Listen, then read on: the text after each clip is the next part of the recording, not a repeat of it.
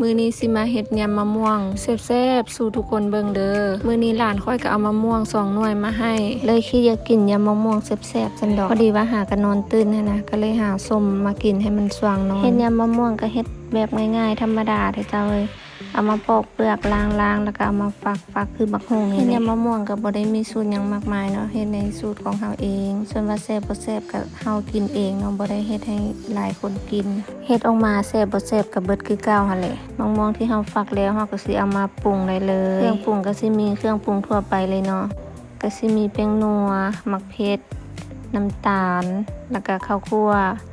แล้วก็ขาดบ่ได้ก็คือปลาแดกเด้อหลังจากนั้นก็คนเลให้มันเข้ากันเนาะคนไปคนมาก็เบิ่งก็คือว่าสีจางๆคือสิบ่เผ็ดปานใดข้อยก็สิได้มาเพิ่มมักเผ็ดหลังจากที่เพิ่มมักเผ็ดเข้าไปรอบที่2ทุกคนรู้เลยว่ามื้อนี้ต้องได้แซ่บท้องแน่นอนและนี่ก็คือหน้าตาของยำมะม่วงของเฮาในมื้อนี้เนาะมาบัดนี้มากินกันเลยค่อยก็ได้เอิ้นหลานค่อยมากินนำเนาะบอกหลานค่อยเข้ากองนำกับบอกกาเข้าเพิ่นว่ากินเข้าไปคำแรกก็แซ่บเลยเนาะเจ้าเนาะแซ่บท้องหั่นนะกินไปกินมาก็เริ่มแซ่บท้องเข้าแล้วได้แบบนี้ค่อยก็ได้สั่งให้หลานค่อยไปตักน้ำมาให้เผ็ดแห้งเด้เจ้าเอ้ยค่อยบ่คิดว่ามันสิเผ็ดปานนี้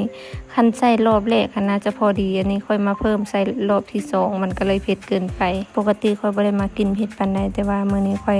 อยากกินส้มหั่นนะแล้วก็บ่ได้คิดว่ามันสิเผ็ดปานนี้กินเผ็ดหลายก็บ่ดีต่อกระเพาะเด้อทุกคนเด้อ